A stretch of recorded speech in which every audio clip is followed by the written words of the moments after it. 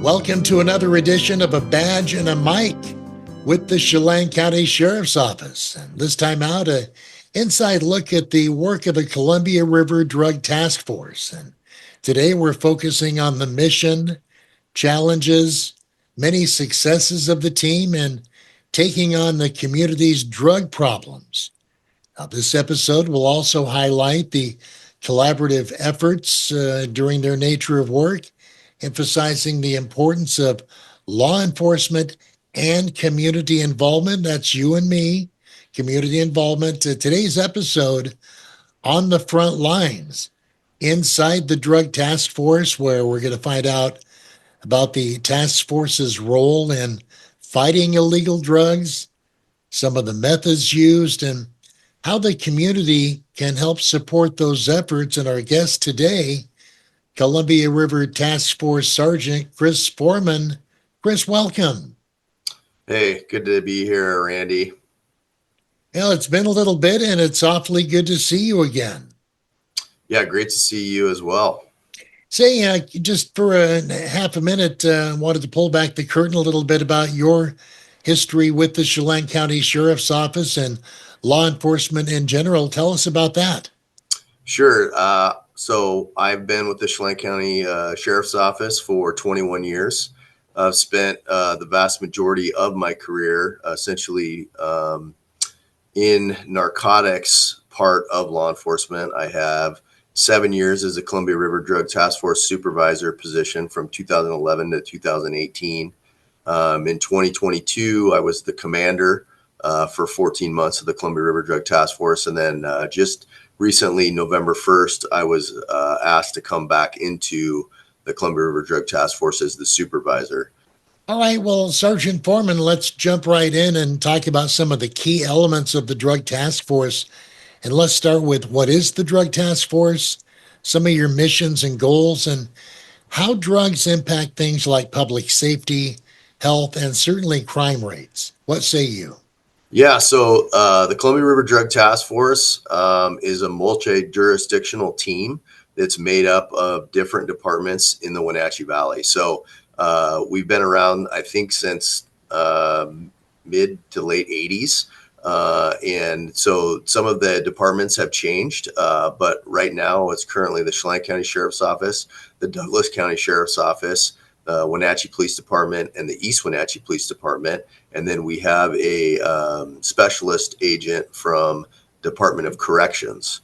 And then in addition to that, those entities on the state side, we work closely together with our one federal counterpart that's in Wenatchee, which is Homeland Security.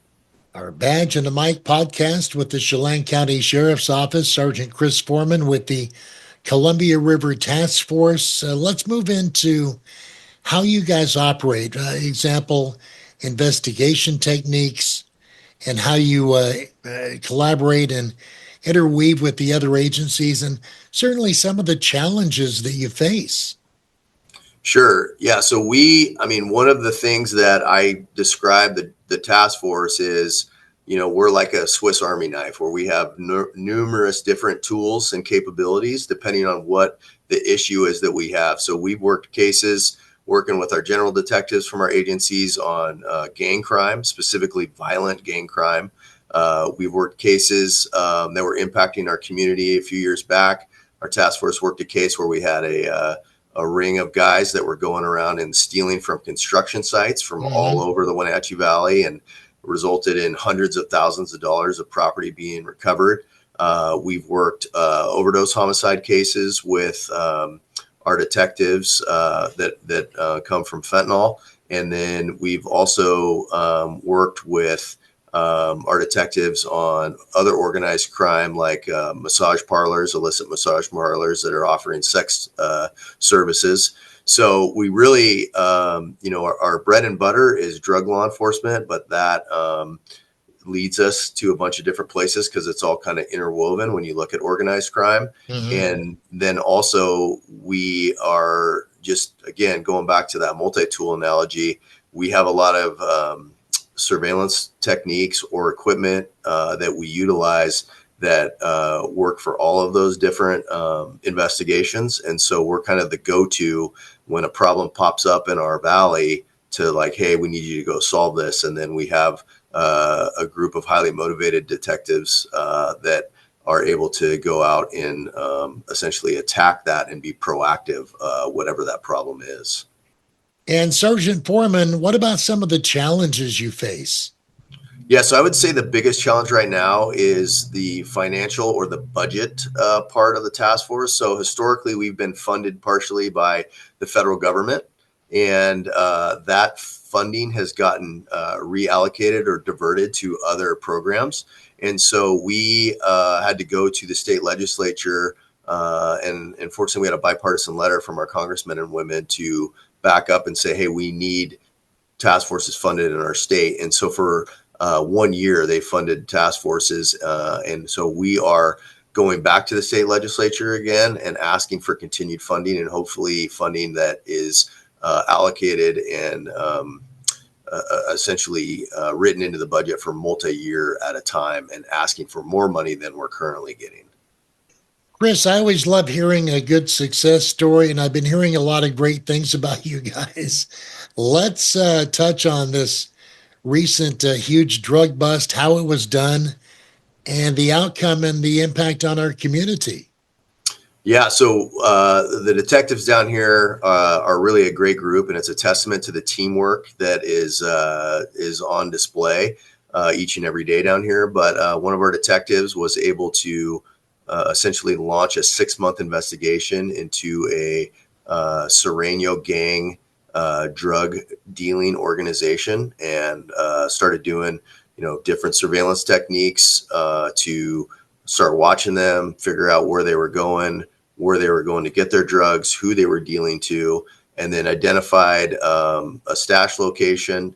And we were able to serve 3 search warrants and able to recover over 10 firearms, 2 of those which were stolen, and were able to recover decent amounts of fentanyl powder, fentanyl pills, methamphetamine. And so not only get those guns off the street, we were able to make 3 arrests. And we have some more arrests to make. The investigation's ongoing, but this is, again, a testament to teamwork and partnership with our federal counterparts, because based on the amount of drugs we got, the amount of people involved, and the guns, and all of these suspects are convicted felons, we're looking at taking this case federal. And for the layperson, that means that they're looking at longer jail time. So they're going to be out of our community for a longer time.